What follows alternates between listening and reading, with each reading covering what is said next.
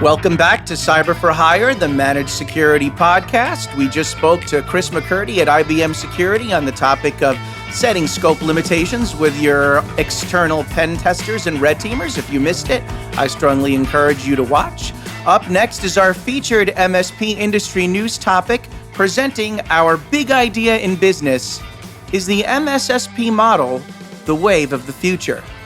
If you were to ask most companies right now, why have you hired an MSP? The answer probably would sound something like, resources are strained, talent is limited, so we're outsourcing certain security functions to a firm who has the built-in capabilities to manage this for us.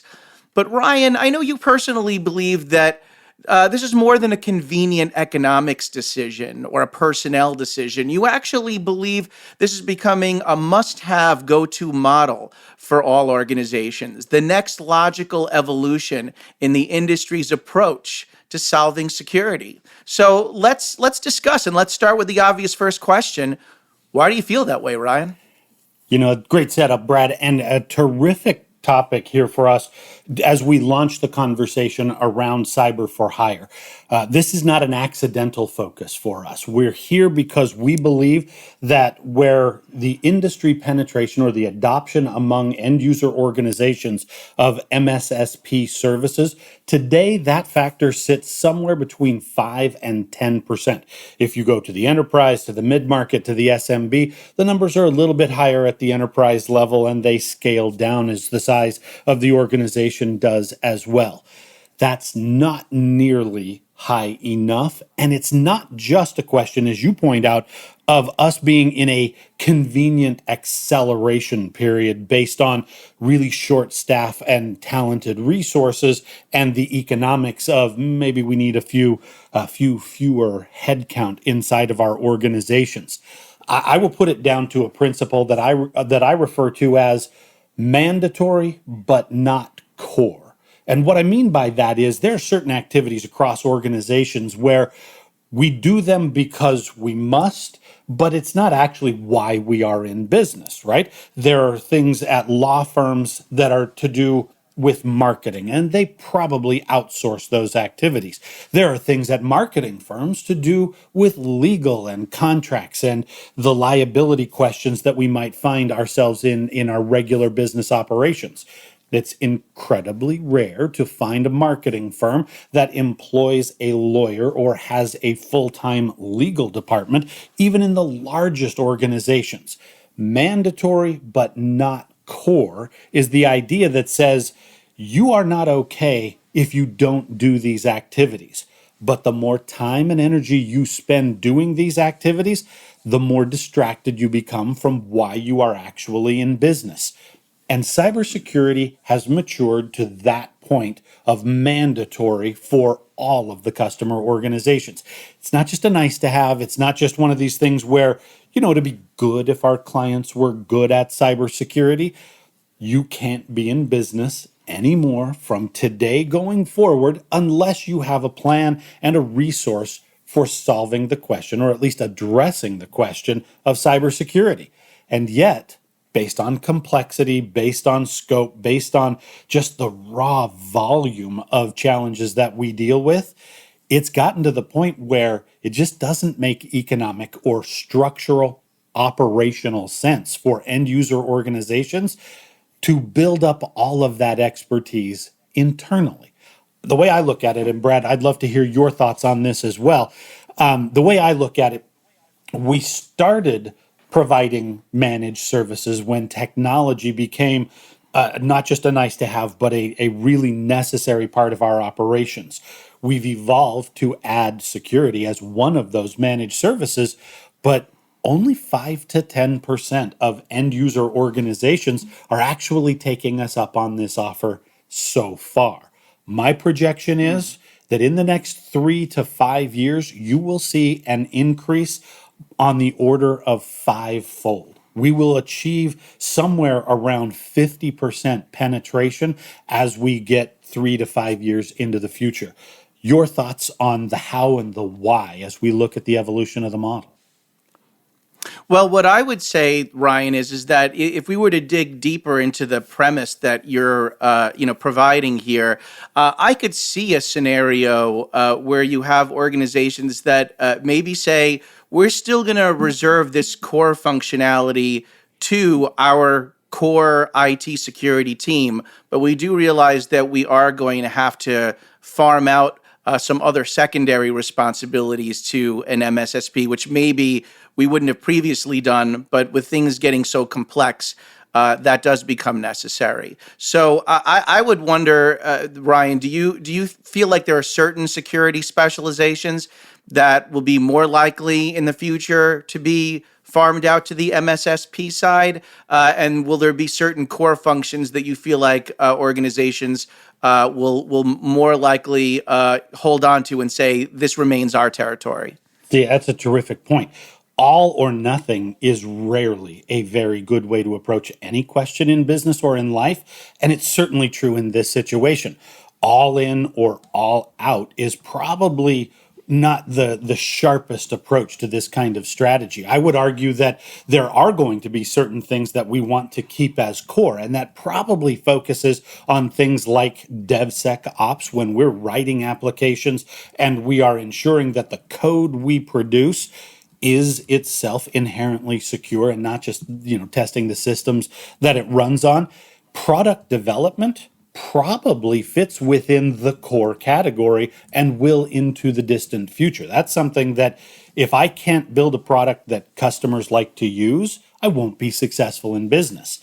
I will argue that going forward, if you can't build or design a product that is also inherently secure, then that's a piece of functionality that's going to rise to the level of, if you build cars and the wheels keep falling off, no one's going to buy your cars.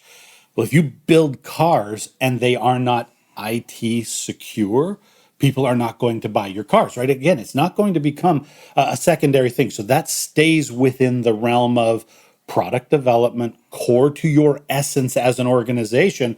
You should probably be responsible for that. But as we talked about in our first segment today, I think pen testing is an immediately obvious place where we can start to outsource, and then additional things like platform maintenance and application testing and the production environments. These are things where the customers are going to start to say, it's just too complicated. There's too many threat vectors. There's too many attack surfaces. There's too many styles and types of vulnerabilities for us to deal with. So let's partner with a third party, somebody that we can trust, somebody that we can have an extended relationship with, and let them focus on their core activity, which is cybersecurity, right? For us over here on this side of the aisle as service providers, it is core that we are experts in all the dimensions of cybersecurity. But for our end user organizations, yeah, I think it's just we've risen to a level of maturity and of complexity where it's just not cost effective to try to keep that stuff in house anymore. Ryan, as more responsibility gets pushed to the MSP side of the equation, do you feel that the role and responsibility of the CISO or whoever is in charge of security in an organization, is that going to change? Is the way that they do their day-to-day business, is that going to change? It's a great question. And hopefully the answer is yes, in a good way, right? The CISO's job should be, and I think every CISO in the sound of our voices would agree with this, that job should be strategic and forward looking. It should be focused on how do we make the organization more agile, more secure, more effective in the way that we position ourselves with our customers and with our supply chains out there in the marketplace. The CISO's job should not be fighting fires all day, every day, including evenings and weekends. I can assure you that the CISO doesn't enjoy that part of the job. That's not what they went to school for, and it's not what they thought they were getting into when they got to that level of seniority and executive control in an organization. And yet, if you look at the daily activities of the average CISO today, they spend infinitely more time putting out fires, updating passwords, re-educating sales guys on why it's not okay to use the same password on every system that we have, right? Like they spend time in the trenches and they should be spending time at the strategy level. Outsourcing is the fastest and most structural way to ensure that you can actually use your big strategy brain to focus on the big business questions.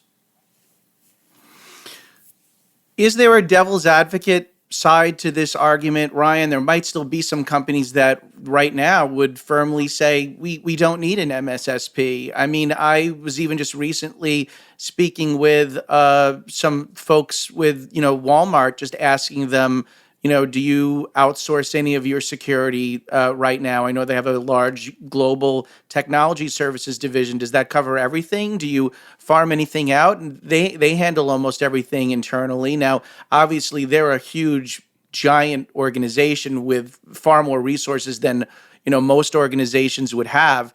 But if it's not an issue of we need the talent, we need the resources, that it's really just it's a model that everybody down the line is going to have to adopt. How do you make the argument, or how do you convince a company that plays the devil's advocate, which says we have everything that we need right now? You make exactly the right point in that question. There is an exception that proves every rule. And in this case, the exception is they have virtually unlimited resources, both human and financial, to apply to this situation. And if you, as an end user organization, have unlimited humans and unlimited dollars to apply to cybersecurity, please go with God. Do what you are doing and be successful, and we will all cheer for you in the end. But if you happen to live in a world where you don't have unlimited humans and don't have unlimited budgets, that's where the case becomes much more compelling. To the degree that you are challenged on human resources and that you are challenged on financial resources, you're going to start looking at where do we focus and where do we cut. We can't cut in the core of our business, or else we stop being a business. But we can certainly find things that are mandatory but not core, and we can partner. We do it in accounting, we do it in human resources, we do it in legal services, we do it in facilities management, in HVAC administration. These things are mandatory, but they are not core. And I think this is where we're going to see a dramatic acceleration, not just for economic question reasons right now, and not just for lack of access to qualified human resources. I think people are going to start doing this in broad daylight and say it's just better for us to focus on what we do for a living and let experts be experts and pay them accordingly to go out and do these things. So I think we're going to see that kind of an evolution go pretty aggressively. But that's our big business idea for today, and we would love to hear some feedback from the audience. Do you agree? Do you disagree? And how would you help us sharpen this conversation around the essential justification of a service provider relationship in the field of cybersecurity? So please reach back out to us. Use our email address. Go to the show page, and we will give you many ways to continue this conversation. We do also have additional information coming up today, Brett. We got our weekly news rundown coming up shortly. But before we get to that, we want to do a segment that we like to call here, Dear Cyber for Hire.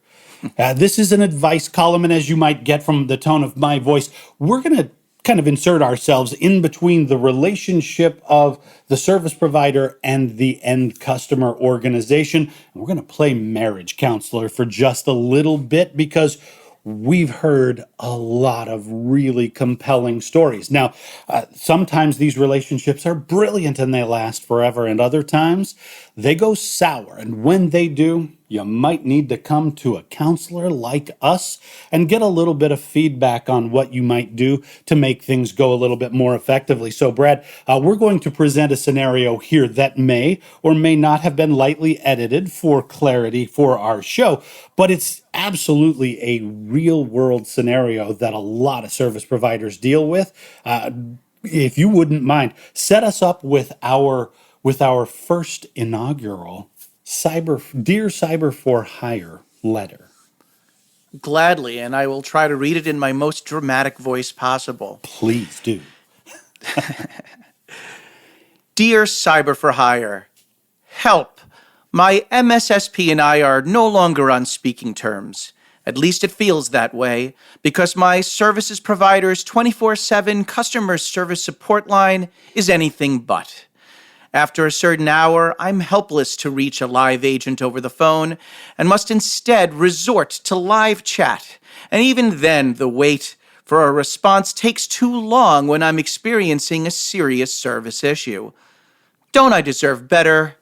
Yours in despair, Supportless in Seattle.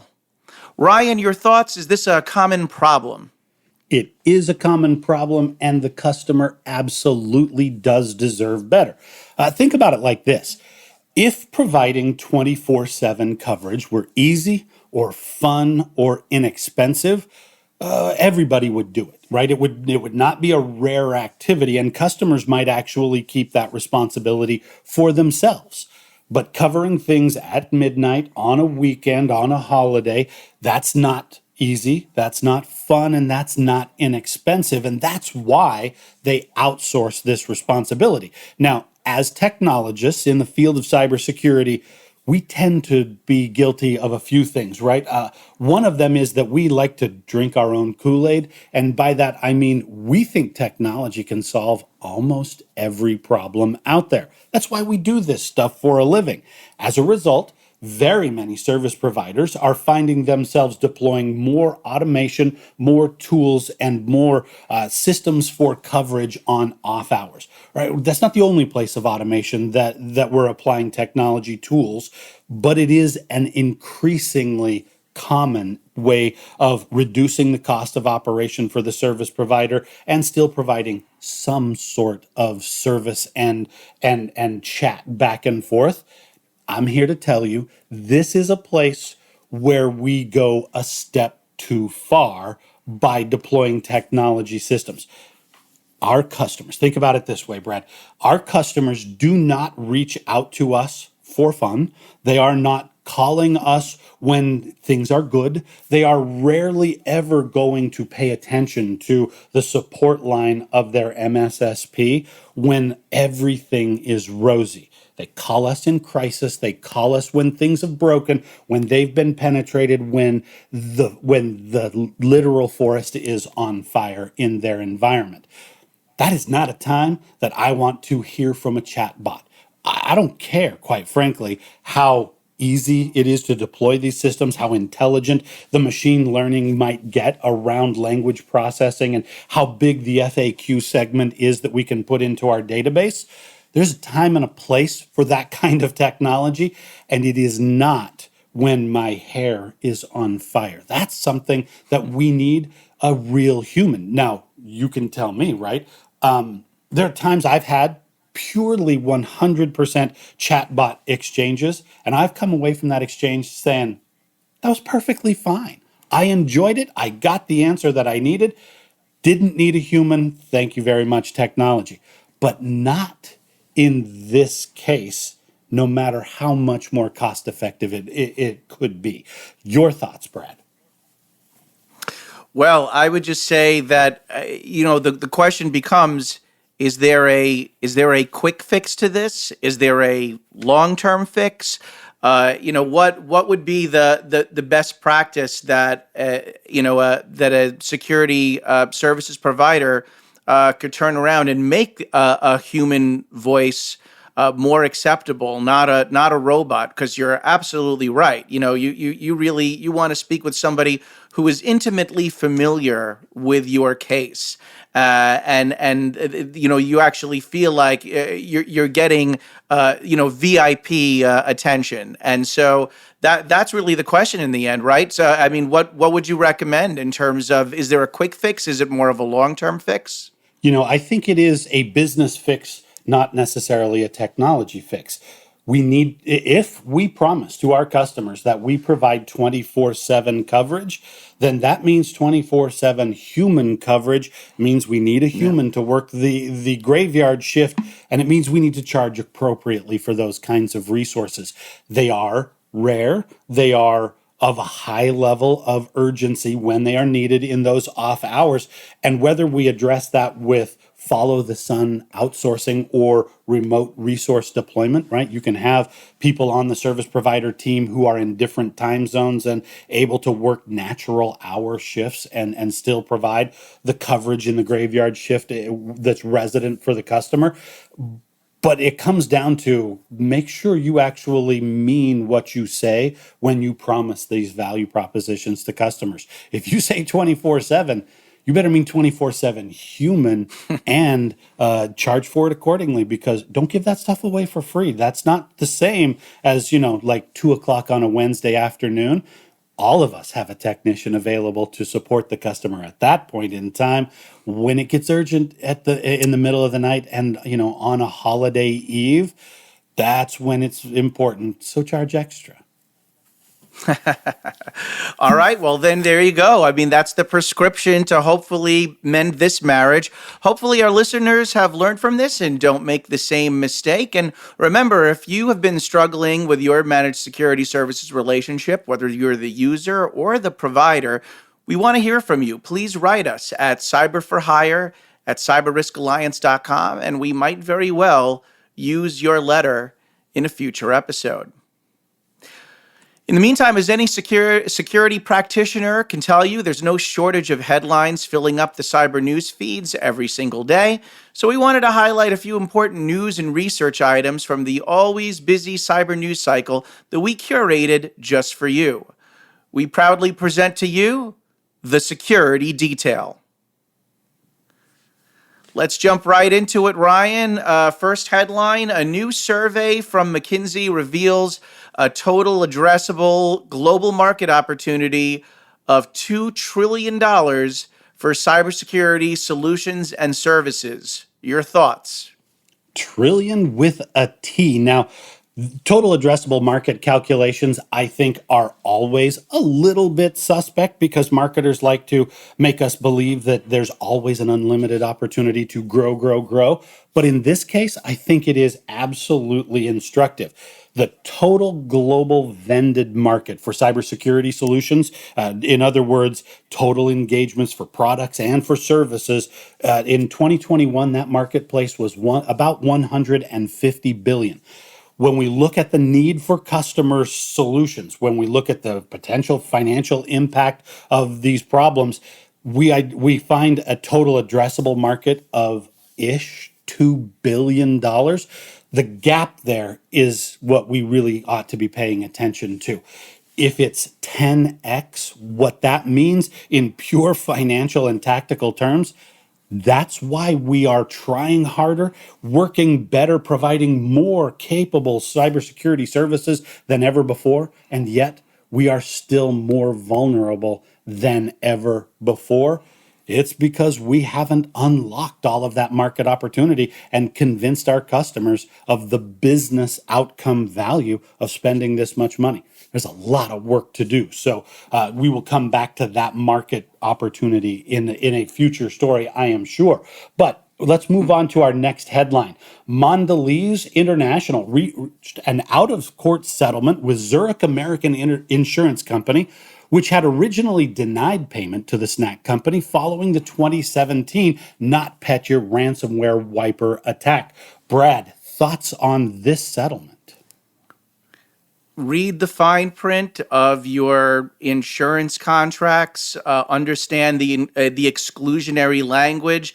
The act of war is a particularly tricky one because, as we all know, attribution is very, very hard to 100% confirm. And you could say this was an act of the Russian nation state, but you could also say it was perhaps actors working in the name of the Russian nation state. So there's already a lot of wiggle room for both sides or both parties involved in the contract to stake a claim. I just recently spoke with Joseph Brunsman, the founder and president of Brunsman Advisory Group. He'll be leading an eSummit session on cyber insurance that I helped moderate. And he was basically talking, when you're talking about numbers this big, it was a $100 million policy. This is how the game is played. There's a a float, basically, where they get to hold on to this money after the contract, and in that in between time between the insurance contract essentially being agreed to and then any payment or claim that needs to be paid out, they're going to try to hold on to that money, the insurance company is, for as long as possible, make money, make insurance off of it. So everyone expected this one to be litigated for years because of just the money that was involved in this one. The thing is, with now this being settled and not adjudicated in a court, it still leaves a lot of wiggle room and room for interpretation in terms of, what is, again, a legitimate claim, what is a legitimate exclusionary language. And so there's still a lot of uncertainty in this cyber insurance market for incidents that take place like this. So again, the most important thing you can do is just really go in with your eyes open and understand all the exclusionary language that's within your insurance contract. Moving on to our next headline, a report from BlackFog reveals that nearly 1/3 of CISOs in the US and UK have considered or are considering leaving their organizations this year. What do you think, Ryan? So, in a world where it is already difficult to find quality and qualified technology professionals to fill the roles that we need in cybersecurity, it is paramount that we also pay attention to keeping the ones we already have. This isn't just, and this is the part about this report that I really want to make sure everybody is paying attention to. We're not just talking about cyber professionals, people who do this for a living at the individual contributor or at the strategy and planning and tools development level. These are CISOs. These are serious grown-up professionals, and literally 1 out of 3 of them has their eyes open either for a better opportunity or to just finally get the respect and the quality of life and work-life balance that they have been seeking. If you have a CISO, congratulations.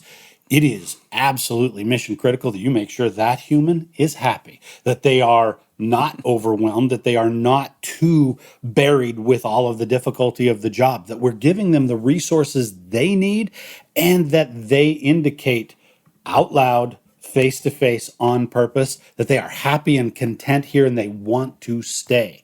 Because if you think it's hard to find staff for your cybersecurity operation, imagine how much more difficult it's going to be to find a leader for that organization when yours gives up and leaves and moves on for another opportunity. That is a very troubling statistic and a report out there in the world. Let's move on to our next headline here. And Brad, I'd like to get your thoughts. The Apache security team recently disclosed a critical vulnerability called text for shell, which can allow an unauthenticated attacker to execute arbitrary code, triggering some panic in the marketplace with comparisons to the recent log4shell phenomenon. Thoughts on this one? Yes, absolutely. Well, to borrow some thoughts from my colleague Steve Zurier at SC Media, one of our great reporters over there, while that original Apache vulnerability, Log4Shell, was exploitable in nearly every application, this latest flaw can only be exploited by using Apache Commons text in a very specific way to expose the attack surface. So the potential of exploiting this flaw is much more limited. But of course, that didn't stop folks from initially panicking when the news first emerged. In fact, Steve quotes in his article the CTO of BugCrowd, Casey Ellis, who said that there's a phrase he uses every so often when you experience a vulnerability that may or may not end up being severe. He calls it remote press execution, where the press and social media are all responding in panic in a way that's actually not really commensurate with the actual impact of the vulnerability. And we've seen this in a couple of other recent cases too, where it turned out that initial panic was overblown. We just saw this in the recently announced open SSL vulnerabilities that were initially previewed. Everybody got nervous about it, and then it turned out not to be as big of a deal. So it's just a reminder that not every MSSP program has particularly strong internal expertise on the DevSecOps and AppSec side of the house. But here's where some knowledge really does go a long way in terms of being able to prioritize what is truly a high priority critical vulnerability and what isn't. You can't always rely on classic vulnerability scores. It really comes down to the context of how your particular organization is using the vulnerable code in question and what your security practices are. Yeah, the good news here, Brad, is that the sky is not actually always falling. Sometimes it is, but not always. So a little bit of a mature level of reaction when we learn about new things, always going to be a good thing. Absolutely. And so finally, that brings us to, drumroll please, our irrelevant news item of the week. This is a real news pitch that Ryan or I have received in our inboxes for reasons that are entirely inexplicable to us. Now, this past week, Ryan, you might be excited to know that I was offered the opportunity to preview the short film Spaghetti and Matzo Balls, featuring Broadway and TV actress Rena Strober, who, according to this release, is taking back her story after she was caught in the middle of a deadly mafia shooting that was caused all over insults about her own singing. I don't know if I'm particularly familiar with this case, but I have to say that a deadly shootout over someone's singing voice seems like a really bad episode of The Voice. I don't know. But all this talk about spaghetti and matzo balls is making me hungry. I almost want to see it just for that. See, I agree with you. I love spaghetti. I love matzo balls.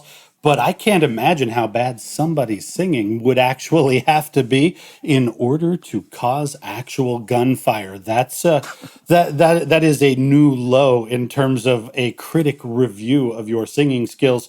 Maybe you should choose a different career there. But as we say, these are actual public relations pitches that we receive out there in the world. And remember, we are a cybersecurity podcast, not a movie review podcast. So the fact that this one showed up in your inbox, I mean, I don't know, just on the sheer epic randomness, we might actually need to watch this movie and provide a review for folks in a future episode.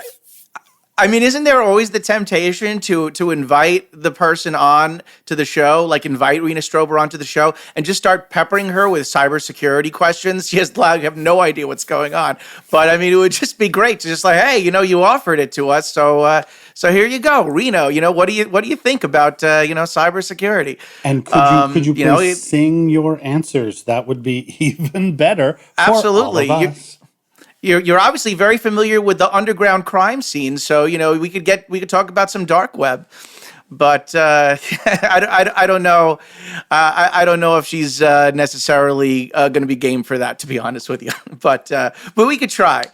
With that, we're out of time though. But don't worry, we'll be back again for episode number 2. Meanwhile, feel free to check out even more cybersecurity podcast content on the SC Media, MSSP Alert, and Channel E2E websites. Until next time, I'm Bradley Barth. And I am Ryan Morris. Please reach out to us via our show page and our email address with any comments, questions, and insights that you have about the business of cybersecurity. And we will be sure to keep the conversation going on the next episode of Cyber for Hire, your inside source for cyber outsourcing.